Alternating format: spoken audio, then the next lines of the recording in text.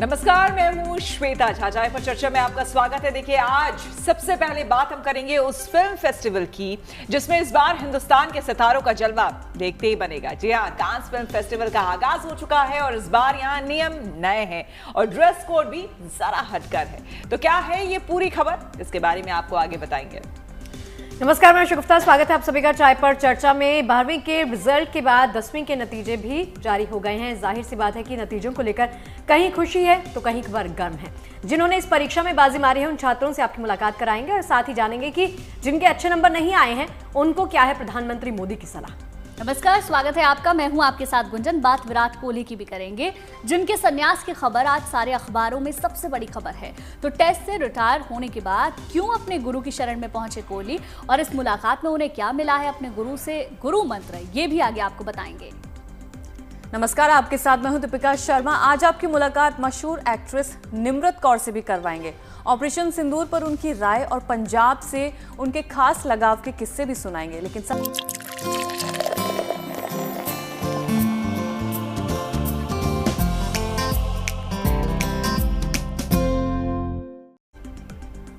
तो दुनिया के सबसे बड़े फिल्म फेस्टिवल का आगाज हो गया है। जी हाँ, कांस 2025 की आज से शुरुआत हो गई है और ऐसे में भारतीय सितारे इसमें छाने को पूरी तरह से तैयार हैं। इस बार जहां जानवी कपूर, अनुपम खेर जैसे सितारों की फिल्में वैश्विक मंच पर दिखाई जाएंगी और भी बहुत कुछ आपको देखने को मिलेगा। देखिए, नेशनल और इंटरनेशनल लेवल पर अपनी काबिलियत का लोहा मनवाने वाली ऐश्वर्या राय समेत कई और भारतीय सेलिब्रिटीज भी कांस फिल्म फेस्टिवल में अपने स्टारडम का जलवा भी बिखेरेंगे और आपको नजर भी आएंगे।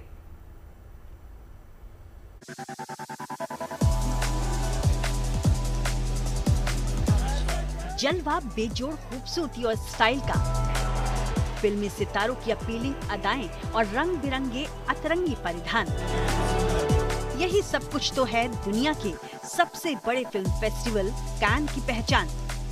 हर साल रेड कार्पेट पर चहलकदमी करते सिनेमाई दुनिया के ये सितारे जब कान फिल्म फेस्टिवल के चमकीले आंगन में उतरते हैं तो वो रौनक शानदार ही नहीं बल्कि जानदार रहती है। फ्रांस में होने वाले कान फेस्टिवल में हर साल शोहरत की बुलंदियों को छू चुके कई सेलेब्स अपने स्टारडम, स्टाइल स्टेटमेंट और खूबसूरती के दम पर दुनिया भर में खूब सुर्खियां बटोरते हैं। आज कैन फेस्टिवल के 78वें एडिशन का आगाज है, जिसकी चमक धमक और रोशनी में कई जाने माने सितारे भी अपनी काबिलियत की चांदी चमकाते नजर आएंगे। ऐसे में भारतीय सेलेब्स भला कैसे पीछे रहने वाले हैं। यूनिक स्टारडम और बेतहाशा खूबसूरती की नुमाइश करने के लिए इस बार शर्मिला टैगोर से लेकर जानवी कपूर तक कई सितारों को आप 24 मई तक रेड कार्पेट पर वॉक करते देख सकते हैं। खबरें हैं कि एक्ट्रेस शर्मिला टैगोर और सिमी ग्रेवाल इस बार के कैन फिल्म फेस्टिवल में एक फिल्म की स्पेशल स्क्रीनिंग का हिस्सा रहेंगी, जहां ये दोनों एक्ट्रेसेस सत्यजीत रे की 1970 की क्लासिक फिल्म अरण्येर दिन रात्रि के रीस्टोर वर्जन की स्पेशल स्क्रीनिंग में भाग लेंगी। वहीं खबरें हैं कि हर साल की तरह ऐश्वर्या राय एक बार फिर से कान में अपना जलवा बिखेरने के लिए तैयार हैं। तो वहीं खबरें ये भी हैं कि एक्ट्रेस आलिया भट्ट इस बार पहली दफा रेड कार्पेट पर हुस्न का जलवा बिखेरेंगी। यहाँ वो दरअसल एक कंपनी के ग्लोबल एम्बेसडर के रूप में वॉक करेंगी। एक्ट्रेस जैकलीन फर्नांडीज के लिए तो ये दूसरी बार है जब वो कान फिल्म फेस्टिवल का हिस्सा बन रही हैं। और पिछले साल की तरह उर्वशी रौतेला भी एक बार फिर से इस फेस्टिवल में अपनी अदाओं को बिखेरती नजर आएंगी। वहीं कियारा आडवाणी भी मेट गाला के ठीक बाद कान फिल्म फेस्टिवल का हिस्सा बन सकती हैं। हालांकि साल 2024 में कियारा ने कान के किनारे आयोजित रेड सी फिल्म फाउंडेशन के विमेन इन सिनेमा गाला में भाग लिया था, लेकिन इस बार संभावना है कि कियारा इस अंतर्राष्ट्रीय फिल्म फेस्टिवल में रेड कार्पेट पर अपना डेब्यू कर सकती हैं। इनके अलावा भी कई और सेलेब्स इस फेस्टिवल में शामिल होने वाले हैं, जिनमें ईशान खट्टर, जानवी कपूर और विशाल जेठवा अपनी फिल्म होम बाउंड को कान फेस्टिवल में पेश करेंगे। फिल्म का world premiere Un Certain Regard section में किया जाएगा। इसके अलावा डायरेक्टर नीरज घायवान और फिल्म मेकर करण जौहर भी फेस्टिवल में शिरकत कर सकते हैं। वहीं एक्टर अनुपम खेर की directorial debut film Tanvi the great का प्रीमियर भी कैन फिल्म फेस्टिवल में होगा, तो ऐसे में अनुपम का भी कैन फेस्टिवल का हिस्सा बनने की संभावना है। इनके साथ ही कई और ऐसे नामी भारतीय चेहरे भी हैं जो अंतर्राष्ट्रीय स्तर पर ग्लोबल फैशन की दुनिया में अपना जलवा बिखेरने के लिए तैयार हैं। तो उनके फैंस भी कैन के रेड कार्पेट पर उनको चलते देखने के लिए बेकरार हैं। दरअसल इस स्पेशल इवेंट में हर साल दुनिया भर की फिल्मों की स्क्रीनिंग होती है। 1946 से शुरू हुआ कैन फेस्टिवल का सफर हर साल मई के 2 हफ्तों तक चलता है, जिसमें आने वाले सेलिब्रिटीज की एक झलक पाने का इंतजार सिनेमा और ग्लैमर की दुनिया के दीवाने करते हैं। Bureau report, good news today. वैसे देखिए कैन के बारे में कहा जाता है कि it's grand, it's versatile. Dresses जितनी लंबी होती हैं विद द ट्रेल, वो देखने में मजा आता है, लेकिन नए नियम कायदे तो कुछ डिफर करते हैं इससे। लेकिन इस बार की कैन फिल्म फेस्टिवल के लिए कुछ नई गाइडलाइंस तैयार की गई हैं जिनको फॉलो करना वहां पहुंचे लोगों के लिए जरूरी है। मसलन कैन में न्यूडिटी और ओवरसाइज्ड ड्रेस पर बैन है, यानी ड्रेस कोड पर इस बार ज्यादा फोकस किया जा रहा है, जिसके तहत फ्रेंच रूल्स ऑफ फैशन की गरिमा के हिसाब से ड्रेस कोड ऑप्ट किया जाएगा। बिल्कुल, इस नए ड्रेस कोड को लेकर आयोजकों का कहना है कि उनका मकसद फैशन कंट्रोल में करना बिल्कुल भी नहीं है। दरअसल भारी भरकम आउटफिट्स और बड़े गाउन को कैरी करना इतना आसान नहीं होता, जो मेहमानों के लिए परेशानी का सबब बन जाता है। और देखिए ऐसे में थिएटर में इन भारी भरकम कपड़ों को संभालना, उन्हें कैरी करना बेहद मुश्किल हो जाता है। यानी जितना बड़ा गाउन होगा उतना ही रेड कार्पेट पर वॉक करना स्लो हो जाएगा। और देखिए फ्रांस के शहर कैन में जहां आज से सालाना फिल्म फेस्टिवल शुरू हो गया है, ऐसे में अब यहां दुनिया भर के मशहूर सितारों का जमघट लगना भी शुरू हो गया है।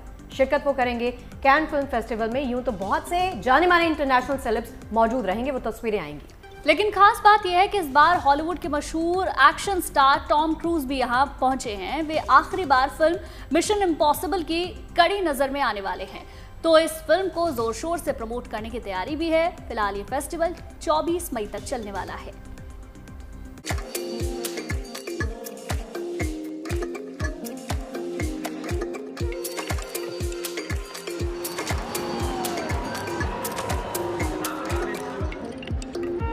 समुद्र के किनारे बसे फ्रांस के खूबसूरत शहर कान में एक बार फिर से सितारों की महफिल सजने जा रही है। यहाँ पर आज से सालाना कान फिल्म फेस्टिवल का आगाज हो रहा है। यूरोप के इस मशहूर फिल्म फेस्टिवल में फिल्मों की दुनिया के तमाम नामचीन सितारे अपनी चमक बिखेरेंगे,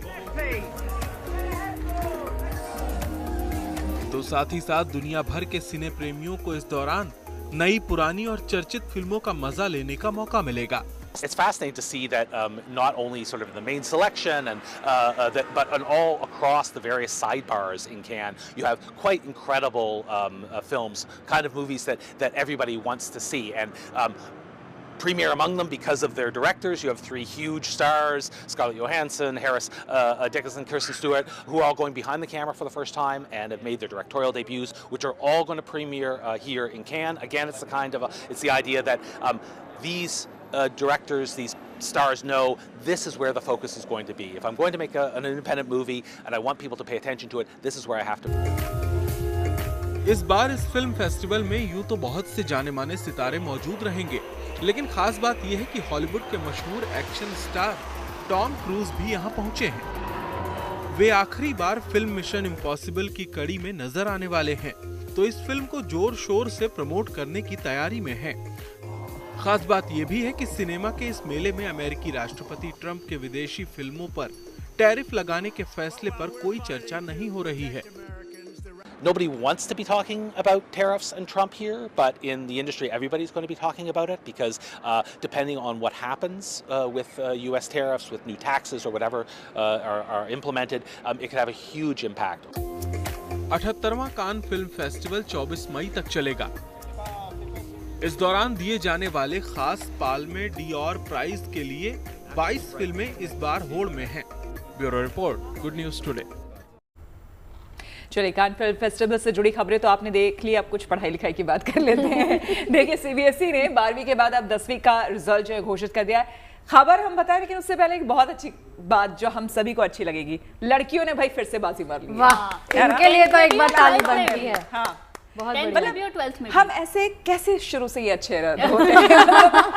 seriously we need to know, मुझे लगता है nation wants to know. It's in our nature, है ना, ये हमारे Basic जीन nature, में हाँ, है। जीन By में है, default हम ऐसे genetics पैदा हो में है। जाते हैं। अच्छा, ये Exactly. आपने चूंकि चर्चा की शुरुआत की है, हाँ। बीइंग अ पेरेंट, ये प्रेशर डील करना और एज अ पेरेंट आप प्रेशर को कैसे हैंडल करती हैं और बच्चों को कैसे वो टैक्टिक्स सिखाती हैं कि just stay away from the stress? देखिए, पहले और अब में शगुफ्ता ना बहुत फर्क आ गया है। जैसे पहले ना हर चीज मार्क्स पे ही थे कि हमें हर चीज में जैसे आउट ऑफ 10 हमें लाने होते थे, आउट ऑफ 100 लाने थे। अब ग्रेडिंग्स चलती हैं।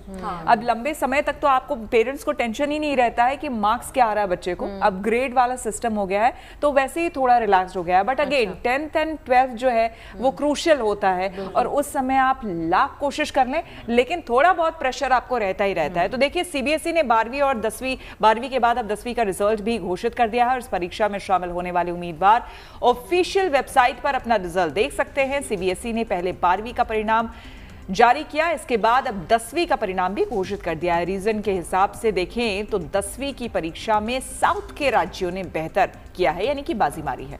और सीबीएसई बोर्ड क्लास 10th और 12th में इस साल लड़कियों ने बाजी मारी है। लड़कियों का पासिंग परसेंटेज 95% और लड़कों का पासिंग परसेंटेज 92 से कुछ ज्यादा है। सीबीएसई बोर्ड कक्षा 10वीं के रिजल्ट में इस साल 23,71,939 स्टूडेंट्स ने एग्जाम दिया है, और वहीं 22,21,636 स्टूडेंट्स पास हुए हैं। इस साल का कुल पासिंग परसेंटेज 93.66% रहा है। इस साल परिणाम पिछले साल से 0.66% बेहतर रहा है।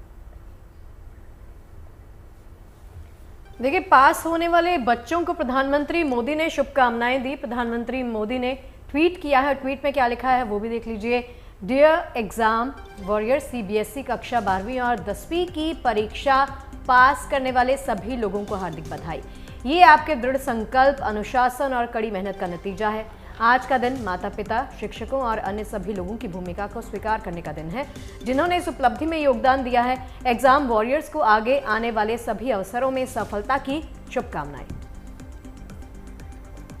देखिए, इसके अलावा प्रधानमंत्री ने एक और ट्वीट भी किया है। इसमें उन्होंने दोनों ही परीक्षा में कमजोर प्रदर्शन करने वाले और फेल होने वाले बच्चों को संबोधित किया है। उन्होंने लिखा है, जो लोग अपने अंकों से थोड़ा निराश महसूस करते हैं, मैं उनसे कहना चाहता हूं कि एक परीक्षा कभी भी आपको परिभाषित नहीं कर सकती। आपकी यात्रा बहुत बड़ी है और आपकी ताकत मार्कशीट से कहीं आगे तक जाती है। आत्मविश्वास बनाए रखें, जिज्ञासु बने रहें, क्योंकि महान चीजें आपका इंतजार कर रही हैं।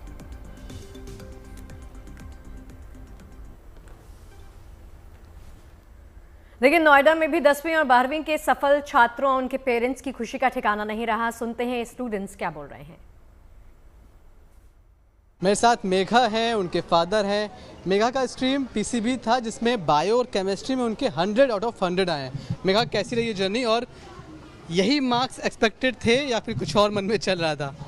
जब एग्ज़ाम्स हुए थे तब तो मेजर फोकस कॉम्पिटिटिव एग्ज़ाम्स पे था, बट हाँ, एक क्योंकि स्कूल वालों ने भी इतनी मेहनत की थी एंड मैं भी थ्रू आउट द ईयर मेहनत करी थी, तो एक अच्छा स्कोर तो एक्सपेक्टेड था बोर्ड्स में। लेकिन बायो और केमिस्ट्री में 100 आउट ऑफ 100 ये एक्सपेक्टेड था? बायोलॉजी में टू सम एक्सटेंट तो एक्सपेक्टेड था। केमिस्ट्री अच्छा गया था paper, but I was hoping for the best and हुआ अच्छा, सो या। कितना कुछ सेक्रीफाइस करना पड़ा इस बीच? कहते हैं पीसीबी तो बहुत टफ माना जाता है, तो कितनी मेहनत करनी पड़ी, कितने घंटे की पढ़ाई, और क्या कुछ छोड़ा इस पूरी जर्नी में आपने? स्टडी आवर्स इंक्रीज़ करने पड़े थे एज़ कम्पेयर टू, मतलब 10th तक जो पढ़ाई होती थी उससे कम्प्लीटली डिफरेंट रहा है 11th और 12th। स्टडी आवर्स इंक्रीज़ किए एंड डिस्ट्रैक्शंस थोड़ा दूर रखना पड़ा। मोबाइल यूज़ किया? बहुत कम। बहुत कम। Social media? नहीं, ज़्यादा नहीं। इंस्टा पे हो कि नहीं? इंस्टा पे नहीं, व्हाट्सएप पे ही। चलो ठीक है। हाँ। सर, कहते हैं कि एक पेरेंट्स की भी जर्नी होती है, तो आपको, आपकी वाइफ को कितनी मेहनत करनी पड़ी इसके साथ? एक्चुअली मेरी वाइफ ने ज़्यादा मेहनत किया है इसके लिए। वो भी डॉक्टर हैं अपोलो अस्पताल में, और उन्होंने थ्रू आउट इसको मॉनिटर किया और गाइड किया। मेरे से जितना बन पड़ा मैंने भी करा। क्या बनना चाहती हूँ मेघा, और क्या, पहले पूछते पापा से, आपका क्या सपना है इसके लिए? सर, मैं इसको डॉक्टर, मैं चाहता हूँ कि एक अच्छी सफल डॉक्टर बने। मेघा? डॉक्टर अलग हो तो बता दो अभी। नहीं मान जाएंगे। डॉक्टर ही बनना चाहती हूँ, डॉक्टर ही बनना चाहती हूँ, हमेशा से यही एम था। हमने कभी इनको फोर्स नहीं किया है। 10th तक ये साइंटिस्ट बनना चाहती थी। हाँ, 10th में इन्होंने ऑल ऑफ सडन कहा कि मैं डॉक्टर बनूंगी, और उन्होंने वहाँ बायो की एंट्री हो गई। तो अब CUET की तैयारी कैसे चल रही है? आज सोल्यूशन होगा या फिर अभी उसका टेंशन है CUET का? CUET नहीं, नीट पे फोकस है इसमें। नीट तो हो गया अभी। कैसा गया एग्जाम? थोड़ा टफ था, but let's hope for the best. अच्छा था एज कम्पेयर टू जो डिफ़िकल्टी लेवल था इस ईयर का, उसके अनुसार तो अच्छा हुआ है। चलिए, अच्छा। तो मेघा को डॉक्टर बनना है, पेरेंट्स डॉक्टर हैं ऑलरेडी। नीट का एग्ज़ाम बता रही है कि अच्छा गया है। Wish you all the very best. हम भी उम्मीद करते हैं कि आने वाले वक्त में मेघा देश की एक नामचीन डॉक्टर बनेंगी। तो मेरे साथ त्विषा प्रसाद हैं, जिन्होंने ह्यूमैनिटी में 12th में 98.2% हासिल किए हैं। बहुत बधाई आपको। कैसी रही आपकी जर्नी और कितने घंटे पढ़ती थी? क्या पूरा होता था शेड्यूल? बहुत अच्छी जर्नी रही। वैसे तो स्कूल में ही रह के हम इतना पढ़ते थे। हमारी टीचर्स एमिटी में, जैसे हमारी जो चेयरपर्सन मैम है, हमारे फाउंडर सर है, उन्होंने इतना अच्छा एमिटी का इन्वायरमेंट रखा है एंड हमें इतने सारे आइडियोलॉजीज़ दी हैं टू लिव बाय। लाइक हमारा एक भाग आइडियोलॉजी है, उसमें वो बिहेवियर, हार्डवर्क, एम्बिशन, एटीट्यूड और फेथ इन गॉड के बारे में बात करते हैं। तो काफ़ी सारी पढ़ाई स्कूल में हो जाती थी। घर जाके तो बस रिविजन एंड ऑल करा है एंड बोर्ड से पहले सब काफ़ी प्रीवियस ईयर क्वेश्चंस किए हैं। ऐसा नहीं करना पड़ा कि एकदम लग के पढ़ाई करी है, वो नहीं करना पड़ा। अगर बैलेंस सही है तो पढ़ाई भी हुई एंड आराम से रिलैक्सेशन भी हुआ, सब कुछ हुआ साथ में। आन्या और आरना मेरे साथ में है, दोनों के ही 98% आए हैं ह्यूमैनिटी में, और बहुत मेहनत की इन बच्चों ने। बहुत रिजल्ट का वेट कर रहे थे आप लोग, शायद थोड़ा सा डिले हुआ है इस बार। क्या कुछ अंदर चल रहा था रिजल्ट को लेकर? बस ये लग रहा था कि जो हमारा हार्डवर्क है वो ट्रूली रिफ्लेक्ट हो और ज़्यादा टेंशन ना ले, क्योंकि रिज़ल्ट के लिए हमने जितनी पढ़ाई करी वो तो अब कर ली। अब रिज़ल्ट तो हमारे हाथ में नहीं है, एग्जामिनर्स जैसे चेक करेंगे और जैसे भगवान के हाथ में हो वैसे ही होगा। मन में क्या चल रहा था जब रिजल्ट डिले हो रहा था? CUET की भी तैयारी करनी थी, कुछ टेंशन थी अंदर? टेंशन ज़्यादा नहीं थी, थोड़ी सी टेंशन थी क्योंकि रिज़ल्ट डिले हो गया। हमने बहुत हार्डवर्क करा था, हमें कॉन्फिडेंस था कि अच्छे मार्क्स आएंगे, क्योंकि हमारे टीचर्स ने हमको बहुत हार्डवर्क से सब कराया था। इन्होंने हमको बहुत सारे मॉरल सिखाए थे, हमको बहुत प्रैक्टिस कराई थी। We were prepared. तो बस वो था कि कब आएगा रिजल्ट, उसके लिए थोड़ी सी टेंशन थी बस। चलो, अब ये तो पार हो गया रास्ता, अब आगे क्या करना है? आगे अब बस CUET के एंट्रेंस के लिए प्रिपेयर कर रहे हैं। आज से CUET स्टार्ट हो रहे हैं, तो बनना है? IAS बनना है। ओके, मुझे निफ्ट करना है, अभी मैं निफ्ट करना है, फिर मैं निफ्ट करने के बाद मेरे को फैशन कम्युनिकेशन में जाना है। और इनके पेंटिंग में 100 आउट ऑफ 100 आए हैं। तो सिर्फ पढ़ाई नहीं, बच्चे अपनी हॉबीज़ को भी फॉलो कर रहे थे, उसमें भी अच्छा कर रहे हैं। सपने सबके ज़रूर अलग अलग हैं। इनको IAS बनना है, उसे निफ्ट जाना है, लेकिन जर्नी सबकी एक जैसी थी। यात्रा आज यहाँ रिजल्ट के साथ खत्म होती है, लेकिन इनकी आगे की जो जीवन यात्रा है, जो करियर यात्रा है, वो उनकी नई यात्रा यहाँ से आज शुरू होगी। कैमरामैन शैलेंद्र के साथ Manish Chaurasia, good news today, Noida. देखिए, जयपुर में कैसे छात्रों ने परीक्षा में अच्छे मार्क्स हासिल करने पर अपनी खुशी का इजहार किया है, आइए वो भी आपको दिखाते हैं। CBSE ने कक्षा 12वीं का रिजल्ट जारी कर दिया है और ये वो दिन है जिसका हर पेरेंट और हर स्टूडेंट जिसने 12वीं के बोर्ड के एग्ज़ाम दिए हैं वो बेसब्री से इंतज़ार करते हैं। दिल में धक धक होती रहती है, एक एक्साइटमेंट और एक नर्वसनेस दोनों साथ में महसूस होती है। आज वो दिन है जब जारी हो चुका है रिज़ल्ट और अभी हम जयपुर के एक स्कूल में मौजूद है जहाँ पे सभी बच्चे सेलिब्रेट कर रहे हैं, जश्न का माहौल है। और हमारे साथ में जयपुर की टॉपर कामाक्षी यहाँ पे है, जिनका जो रिज़ल्ट है वो बहुत ही अच्छा, यानी कि 499 आउट ऑफ 500 का स्कोर उन्होंने किया है। तो जानते हैं सबसे पहले आपको कैसा महसूस हो रहा है? I'm feeling really excited, mixed feelings honestly. It was a great surprise to me today and I hope I've made my parents and my educators proud today. देखिए, प्राउड फीलिंग तो स्कूल के लिए भी है, पेरेंट्स के लिए, सबके लिए है। अब हम जानेंगे बाकी स्टूडेंट्स के लिए, या फिर जो अगले साल अपना 12th का एग्ज़ाम देंगे, मे बी 10th का भी देंगे, तो आपकी क्या स्ट्रैटेजीज़ रही, कैसे आपने खुद को प्रिपेयर किया? ऑनेस्टली सबसे पहले तो मुझे लगता है कि it is very important to stay consistent. जो मेरे टीचर्स थे, they were using the statement since day 1 and I think anybody and everybody who focuses particularly on being consistent would definitely score good. Next, it is important not to fix the number of hours that you are to study, but the topic or the parts that you have to complete by today. So you should not be thinking that I've studied for 8 hours today or I've studied for 5 hours today and I should be scoring good, but it should be about quality work rather than quantity. सो एक set pattern होता है, क्योंकि exam से जब कुछ दिन बचते हैं तो नर्वसनेस बहुत ज़्यादा बढ़ जाती है। आपको एक रूटीन, अपना स्केड्यूल सेट करना पड़ता है कि आप पढ़ाई के लिए कितना समय निकाल रहे हो। आप ज़्यादा समय पढ़ाई को दे भी नहीं सकते हो। We need a refreshing time also. So वो स्केड्यूल, वो रूटीन आपका क्या था? एग्ज़ाम्स के पहले specially I would not focus upon waking up very early कि 4 बजे उठ जाओ या 7 बजे उठ जाओ, but I would wake up on my own comfortable time so that पूरा दिन मैं आराम से पढ़ सकूँ and there is no stress of maybe sleeping early या फिर इतना टाइम हो गया नहीं पढ़ा है।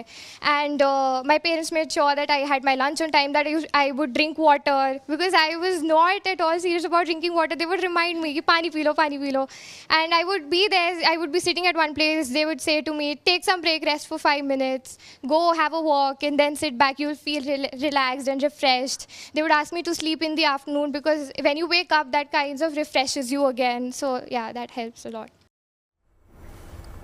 तो देखिए, पढ़ाई लिखाई की बात हो गई, जाहिर सी बात है बच्चों ने मेहनत किया और तब जाके इतने अच्छे रिजल्ट्स आए हैं। चलिए अब हम मौसम की बात कर लेते हैं। और मौसम की जब हम बात करते हैं तो चाहे सर्दी हो या गर्मी, दिल्ली एनसीआर की खास करके अगर हम बात करें, आप लोग को नहीं लगता है प्रदूषण एक ऐसा टॉपिक है जिसको लेकर हम हमेशा चर्चा कर सकते हैं और एक बहुत बड़ी समस्या हमारी ऑल टाइम चर्चा कर सकते हैं और ये सबसे बड़ा चैलेंज है और दिल्ली सरकार जिस तरह से निपटने की प्लानिंग करती है वो काबिल तारीफ है। और क्योंकि कैपिटल है ना, तो इतनी गाड़ियां होती हैं, इतना ट्रैफिक होता है, उसका भी पोल्यूशन, और यमुना है वो भी पोल्यूटेड है, तो बहुत बड़ी समस्या है। होपफुली इस बार हम ये कोशिश करेंगे कि हमें पराली ना सुनने को मिले। सबसे बड़ी बात ये है और सबसे बड़ी प्रॉब्लम भी यही है। ये ऐसा वैसे हो नहीं सकता कि ना सुनने को मिले, क्योंकि उसका अल्टरनेटिव अगर होगा तो फिर तो हो सकता है निकाला जाना चाहिए। क्योंकि मुझे लगता है कि अगर 15 साल पहले की बात करें तो हम पराली नहीं सुनते थे। ये अभी कुछ सालों पहले से ही हमने सुनना शुरू किया है। और अगर परसेंटेज वाइज भी देखें तो पराली का उतना कंट्रीब्यूशन नहीं है पोल्यूशन में जितना बाकी और भी फैक्टर्स जो हैं, कुछ ऐसे फैक्टर्स है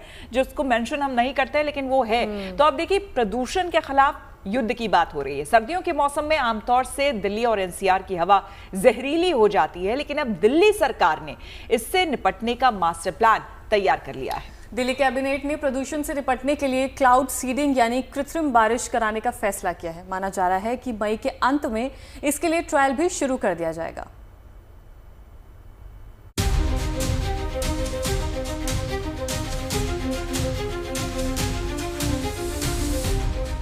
दिल्ली एनसीआर की हवा को प्रदूषण मुक्त बनाने की तैयारी शुरू हो चुकी है। अब राजधानी की हवा में जहर नहीं घुलेगा, बल्कि राजधानी के लोगों को साफ और स्वच्छ हवा की सौगात मिलती रहेगी। क्योंकि दिल्ली सरकार ने आर्टिफिशियल बारिश यानी क्लाउड सीडिंग की मदद लेने का फैसला किया है। मुख्यमंत्री रेखा गुप्ता की अध्यक्षता में कैबिनेट बैठक में ये फैसला लिया गया। आगे बढ़ें उससे पहले ये जान लीजिए कि क्लाउड सीडिंग क्या होती है। क्या होती है क्लाउड सीडिंग? आपको बता दें कि क्लाउड सीडिंग या कृत्रिम बारिश एक मौसम संशोधन तकनीक है जिसके तहत प्राकृतिक तौर पर मौजूद बादलों में से एक खास केमिकल छोड़ा जाता है, जिसकी वजह से बादल घने हो जाते हैं और बारिश करवाने में सक्षम हो जाते हैं। आईआईटी कानपुर को इस पूरे प्रोजेक्ट की जिम्मेदारी दी गई है। यानी आईआईटी कानपुर इस प्रोजेक्ट की योजना बनाने से लेकर रसायनों को बादलों में छोड़ने और वैज्ञानिक तरीके से नतीजों का मूल्यांकन करने तक की जिम्मेदारी निभाएगा। हालांकि इस प्रक्रिया के लिए आसमान में कुछ बादलों की मौजूदगी जरूरी होती है और मौसम विभाग ने मई के अंत में दिल्ली एनसीआर में हल्की बारिश और घने बादलों का अलर्ट जारी किया है। यही वजह है कि क्लाउड सीडिंग का पहला ट्रायल मई के अंत में होने की संभावना है। पहले ट्रायल में 100 वर्ग किलोमीटर क्षेत्र को कवर किया जाएगा और माना जा रहा है कि इसमें दिल्ली के बाहरी इलाकों को कवर किया जाए। दिल्ली और आसपास के इलाकों में कुल 5 बार ट्रायल किए जाएंगे। इस पूरे प्रोजेक्ट पर कुल 3.21 करोड़ रुपए खर्च किए जाएंगे। हर एक ट्रायल पर लगभग 55 लाख रुपए का खर्च आएगा। यानी 5 ट्रायल का लगभग खर्च 2.75 करोड़ होगा। पांचों ट्रायल पूरे होने के बाद वैज्ञानिक तरीकों से ये जांचा और परखा जाएगा कि क्लाउड सीडिंग से कितनी बारिश हुई और उससे प्रदूषण पर क्या असर पड़ा और अगर सब कुछ उम्मीद के मुताबिक रहा तो दिल्ली वालों की सांसों पर लगने वाला पहरा हमेशा के लिए खत्म हो जाएगा। Manisha Ladda, Delhi, good news today. चलिए अब आपको हमास की कैद के रिहा हुए अमेरिकी इजरायली नागरिक एडन अलेक्जेंडर से मिलवाते हैं, जिन्हें 19 महीने बाद हमास ने रिहा किया है। एडन को अक्टूबर 2023 में हमास ने बंधक बना लिया था और जब अमेरिका के दखल के बाद एडन रिहा होकर इजरायल पहुंचे तो अपनी मां को देखकर भावुक हो उठे।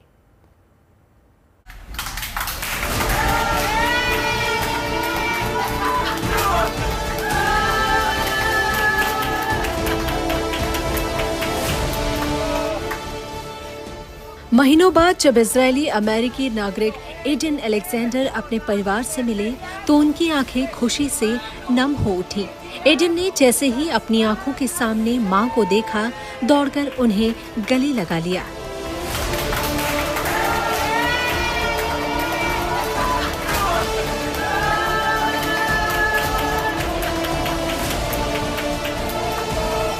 आंखों में आंसू और चेहरे पर खुशी ये बताने के लिए काफी है कि एडन अलेक्जेंडर करीब 19 महीने हमास के कब्जे में रहने के बाद अपने परिवार से मिले हैं।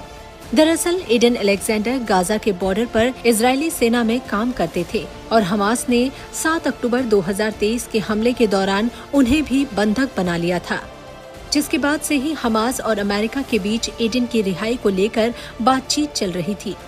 कई महीने की लंबी बातचीत के बाद हमास ने करीब 19 महीने के इंतजार के बाद एडन अलेक्जेंडर को रिहा कर दिया और रिहाई के बाद जब एडन इजराइल के तेल अवीव पहुंचे तो उनके स्वागत के लिए अमेरिका से उनके माता पिता भी पहुंचे, जिन्हें देखते ही एडन भावुक हो उठे और दौड़कर अपने माता पिता को गले से लगा लिया।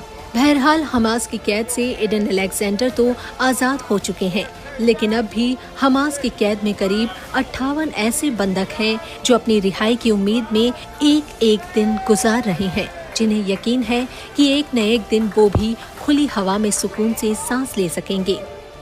Bureau report, good news today.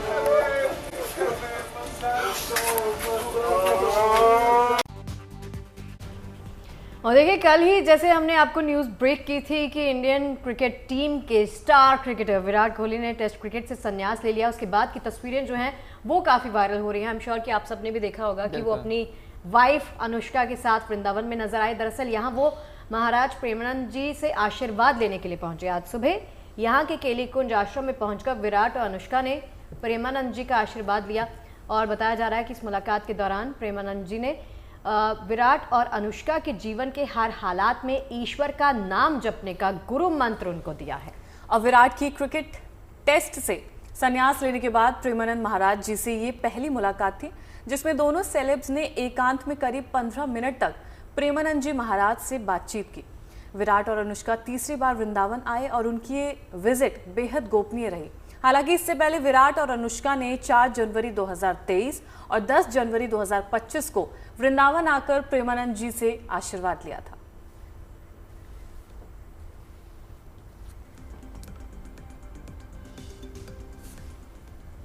चलिए बढ़ते हैं आगे और अब खबर मुंबई से, जहां से गुड न्यूज आ रही है। वहां पर बनने जा रहा है देश का सबसे बड़ा किचन, जी हां, और जरूरतमंदों को यहां मुफ्त भोजन मिलेगा। आपको बता दें कि मुंबई पोर्ट अथॉरिटी की ओर से अक्षय चैतन्य हरे रामा हरे कृष्ण ग्रुप को भाईखला इलाके में करीब 30,000 वर्ग फुट जमीन मुहैया कराई गई है, जिस पर इस किचन का निर्माण होगा। इसका भूमि पूजन समारोह भी संपन्न हो गया है। इस किचन का निर्माण करीब 50,000 वर्ग फुट में होगा। इस रसोई को 210 किलोवाट की सोलर पावर से बिजली मिलेगी और रसोई से निकलने वाला कचरा खाद में बदलेगा। इस किचन के जरिए हर दिन करीब 1,20,000 जरूरतमंदों को बिना पैसे के शुद्ध भोजन उपलब्ध कराया जाएगा। अस्पताल, स्कूल और स्लम एरिया में शुद्ध और पौष्टिक खाना भेजा जाएगा। खाना पहुंचाने के लिए सिर्फ इलेक्ट्रिक गाड़ियों का ही इस्तेमाल किया जाएगा ताकि प्रदूषण नहीं फैले। किचन निर्माण के बाद अगले साल से इसके शुरू होने की उम्मीद है। बता दें कि मुंबई में अक्षय चैतन्य का ये दूसरा किचन है और अब जरूरतमंदों के लिए दूसरे किचन की पहल की गई है। प्रभु विकास जी इस समय हमारे साथ हैं, सीधे उनसे ही बात करते हैं। बहुत बधाई, आखिरकार आपका सपना पूरा हुआ, साथ साथ पूरे मुंबई का सपना हुआ। अब 1,20,000 के आसपास ज़रूरतमंद भोजन खा पाएंगे बड़े ही शुद्धता के साथ, क्या कहेंगे? देखिए, जैसे कि आपने बोला कि ये बधाई हमारे साथ साथ हमसे बड़ी बधाई उनको जानी चाहिए जिनको अभी हम सर्व कर पाएंगे इस किचन से, जहाँ से हम 1.2 लाख बेनिफिशरीज़ को रोज़ खाना दे पाएंगे। सो हमारा एम ये है कि इस शहर में 1160 म्यूनिसिपल स्कूल्स हैं, 54 हॉस्पिटल्स हैं, गवर्नमेंट और ट्रस्ट रन हॉस्पिटल्स हैं। इन सब जगहों पे भरपूर अन्न होना चाहिए, भरपूर फूड होना चाहिए, ताकि यहाँ पे कोई हंग्री ना जाए, ताकि सबकी हेल्थ और सबकी education is taken care of. कितनी बड़ी जगह होगी, कितने भव्य तरीके से किचन बनेगा, कितने लोग काम करेंगे, क्या क्या सुख सुविधाएं उस किचन में होंगी, थोड़ा सा बताएं प्लीज़। ये 30,000 स्क्वायर फीट का प्लॉट लैंड है और इस पे हम 50,000 स्क्वायर फीट का कंस्ट्रक्शन करेंगे और ये 50,000 स्क्वायर फीट में हमने 1.2 लाख मील्स बनानी है ना। और इस किचन में मोस्ट ऑटोमेटेड इक्विपमेंट होगा, जो कंट्री में कहीं पे भी सबसे ऑटोमेटेड इक्विपमेंट है, ताकि कम मैन पावर के साथ, कम ऑपरेशनल कॉस्ट के साथ हम ज़्यादा से ज़्यादा लोगों को एक स्वादिष्ट और कितने लोग कम से कम किचन में होंगे प्रभु जी काम करने उस समय, और कितने वक्त का खाना मिलेगा, क्या नाश्ता भी उसमें शामिल होगा? इस किचन में सब शिफ्ट्स मिला के करीबन 150 से 200 लोग काम करेंगे और इनडायरेक्टली हमारे ड्राइवर्स हो गए, हमारे वॉलंटियर्स हो गए जो साइट्स पे खाना डिस्ट्रीब्यूट करेंगे, एक अनदर 250 लोग होंगे। तो टोटल कुल मिला के 400 से 450 लोगों को डायरेक्ट और इनडायरेक्ट एम्प्लॉयमेंट मिलेगी इस किचन से। इस किचन से हम ब्रेकफास्ट, लंच और डिनर तीनों बनाएंगे। हॉस्पिटल्स में लंच और डिनर जाएगा, स्कूल्स में ब्रेकफास्ट और लंच जाएगा और स्लम्स में भी ब्रेकफास्ट एंड लंच जाएगा। अक्षय चैतन्य की एक बहुत बड़ी पहल, 1,20,000 लोगों को रोजाना मिलेगा फ्री में भोजन। वीडियो जर्नलिस्ट आशीष डी के साथ Dharmendra Dubey, good news today, Mumbai. और चलिए अब आपकी एक खास मुलाकात करवाते हैं, वो है एक्ट्रेस निम्रत कौर से, जिन्होंने अपनी पंजाब से जुड़ी यादों के साथ ही हाल ही में आतंक के खिलाफ चलाए गए सेना के ऑपरेशन सिंदूर पर भी अपनी राय रखी है। दरअसल देश की सेना का समर्थन करते हुए निम्रत कौर से अपने शहीद पिता को भी याद किया। बता दें कि निम्रत कौर के पिता भूपेंद्र सिंह सेना में मेजर रहे हैं, जिन्होंने साल 1994 के दौरान कश्मीर में देश सेवा देते हुए अपनी शहादत दी थी।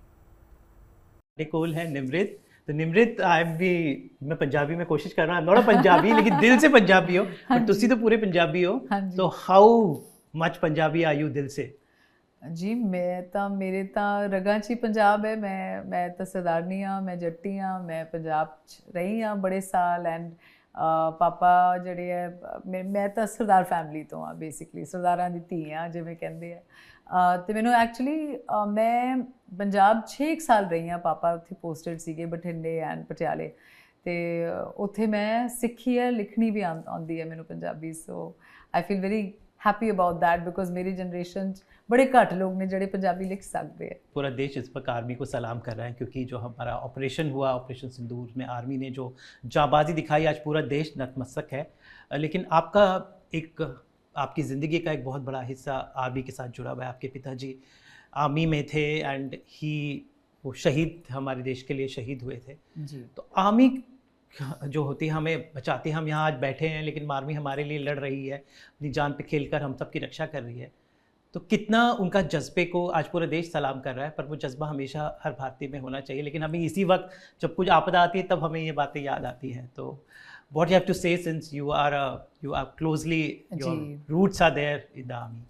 जी मैं बस यही मुझे लगता है कि कि हम लोग जब क्योंकि हम लोग शहरों में रहते हैं और हमें पता नहीं है कि एक्चुअली ऑन ग्राउंड रियलिटीज़ क्या होती हैं। बहुत ही मुश्किलात होती है आर्मी को या फोर्सेस को, एयर फोर्स, नेवी, सबको। बट आर्मी को मैं क्लोजली जानती हूँ क्योंकि मैं I am a martyrs daughter, मैं एक शहीद की बेटी हूँ। और हमने तो मतलब फ़र्स्ट हैंड एक्सपीरियंस किया है कि टेररिज्म और एक जो एक अपने घर के किसी सदस्य को खो देना उस ऐसे एक अनफॉर्चुनेट इंसिडेंट में उसका क्या मायने होता है, उसके क्या लाइफ लॉन्ग इम्पैक्ट्स रहते हैं हम पर। तो मैं बस यही कहूँगी कि देखिए टेररिज्म की दुनिया में कोई जगह नहीं है, और ये अपने आप में एक ऐसी चीज़ है जो हमें जड़ से निकाल फेंकनी है। और मैं पूरी तरह अपनी आर्मी को हमारे फोर्सेस को बहुत सल्यूट और बहुत ज़्यादा एक as a mark of respect, I want them to know that we are all so proud as a nation कि उन्होंने एक शायद ऐसा एक जवाब दिया जो बहुत ज़्यादा ज़रूरी था। और एक जवाब देने का मतलब भी क्या है, देखिए इनोसेंट लाइव्स जो हैं वो we have lost them in Pahalgam, and कितने दुख की बात थी how they lost their lives, and बेचारे अपनी छुट्टियां मनाने गए थे। और बहुत बहुत बहुत दुख की बात है कि ऐसा इंसिडेंट आज की डे एंड एज में हुआ।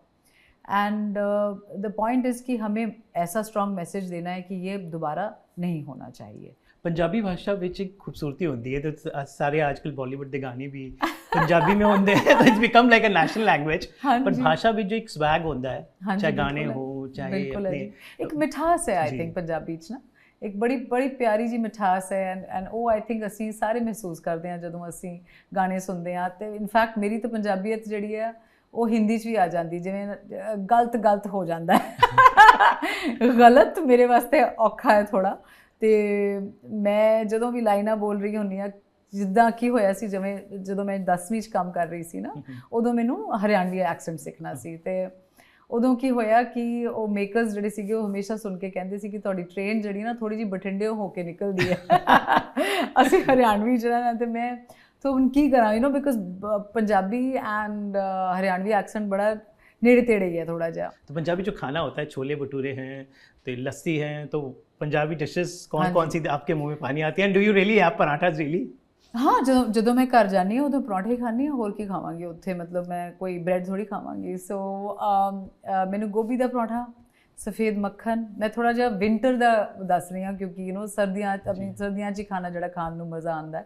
ਤੇ ਸਰੋਂ ਦਾ ਸਾਗ ਐਨ ਮੱਕੀ ਦੀ ਰੋਟੀ ਐਨ ਉਹਦੇ 'ਤੇ ਵਧੀਆ ਜਿਹਾ ਥੋੜ੍ਹਾ ਜਿਹਾ ਸਫੇਦ ਮੱਖਣ ਪਾ ਕੇ ਐਨ ਮੂਲੀ ਦਾ ਸਲਾਦ ਨਾਲ। ਐਂਡ ਉਸ ਤੋਂ ਬਾਅਦ ਨਾ ਮੇਰੇ ਦਾਦੀ ਜੀ ਬਣਾਉਂਦੇ ਹੁੰਦੇ ਸੀ, ਜਦੋਂ ਸਾਡੇ ਪਿੰਡ ਅਸੀਂ ਜਾਂਦੇ ਸੀ ਨਾ, ਤੇ ਉਦੋਂ ਚੂਲੇ 'ਤੇ ਬਣਾਉਂਦੇ ਸੀ ਖਾਣਾ। ਐਂਡ ਉਹਦੇ 'ਤੇ ਮੇਰੇ ਮੂੰਹ 'ਚ ਪਾਣੀ ਆ ਰਿਹਾ, ਇੱਦਾਂ ਮੱਕੀ ਦੀ ਰੋਟੀ ਅਤੇ ਉਹਦੀ ਚੂਰੀ ਬਣਾਉਂਦੇ ਸੀ ਗੁੜ ਦੇ ਨਾਲ, ਅਤੇ ਉਹ ਖਾ ਕੇ ਫਿਰ 4 ਘੰਟੇ ਸੌਂ ਜਾਓ। पंजाबी फिल्मां दी मैं बात कर रहा तो आजकल बड़ी चंगी फिल्में बनती हैं, कनाडा में बहुत ज़्यादा पसंद की जाती है। दलजीत दोसांझ बड़े बड़े स्टार पंजाबी फिल्मों में काम करते हैं। आपका क्या लगता है Punjabi films, have you tried or what do you feel? I would love to work ਜਦੋਂ ਕਦੀ ਮੌਕਾ ਮਿਲਿਆ ਤੇ ਬਿਲਕੁਲ ਮੈਂ ਬਹੁਤ ਪ੍ਰਾਊਡ ਹਾਂ ਕਿ Punjabi industry, Punjabi stars, specially Diljit Dosanjh ਜੋ ਕਿੰਨਾ ਨਾਂ ਰੋਸ਼ਨ ਕਰ ਰਹੇ ਹੈ ਤੇ ਕਿੰਨੇ ਵੱਡੇ ਪਲੇਟਫਾਰਮਸ ਤੇ ਉਹਨਾਂ ਨੇ ਸਾਡਾ ਨਾਂ ਇੰਨਾ ਉੱਚਾ ਤੇ ਇੰਨਾ ਨਾਂ ਰੋਸ਼ਨ ਕੀਤਾ। ਤੇ ਮੈਂ ਬਹੁਤ ਪ੍ਰਾਊਡ ਫੀਲ ਕਰਦੀ ਹਾਂ। ਕਿੰਨੇ ਵੱਡੇ ਹੋਰ ਵੀ ਕਿੰਨੇ ਵਧੀਆ ਆਰਟਿਸਟਸ ਨੇ। I think it's a great time for Punjabi actors and artist. देखिए, लंदन में कठपुतली कलाकारों ने अपने शो के जरिए लोगों का दिल जीत लिया। पंच एंड जूडी शो में उन कठपुतली किरदारों को दिखाया गया जो सदियों से लोगों का एंटरटेनमेंट कर रहे हैं। इंग्लैंड के कठपुतली कलाकार Saint Paul Church Covent Garden के बगीचों में जमा हुए और अपना हुनर दिखाया। इसे देख बच्चे खुशी से झूम उठे। कठपुतली कलाकारों ने ब्रास बैंड के साथ सड़कों पर परेड भी निकाली। इस दौरान उनके हाथों में तरह तरह की कठपुतलियां देखी गई। इस परेड के जरिए फिल्म और रंगमंच की हस्तियों को याद करने की परंपरा है। ये पंच एंड जूडी उत्सव का 50वां आयोजन था।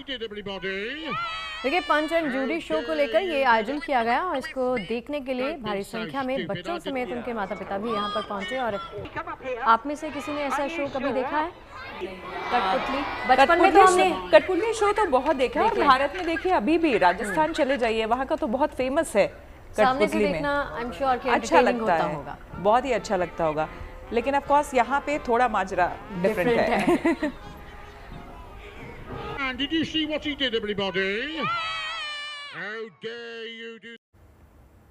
चलिए अब आपको दिखाते हैं बोलिविया में हुए एक सांस्कृतिक प्रस्तुति की शानदार तस्वीरें। यहाँ हजारों लोग इंडियन बांसुरी बजाते हुए वर्ल्ड रिकॉर्ड बनाने की कवायद में जुटे नजर आए।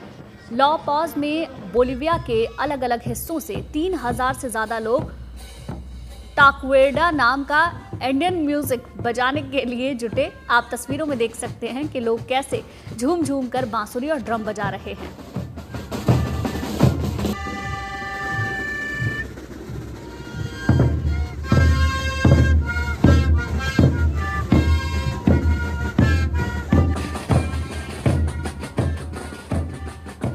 आप महिलाओं को पारंपरिक नृत्य करते हुए भी देख सकते हैं, साथ ही बांसुरी से मधुर धुन निकालते भी उन्हें देखा जा सकता है।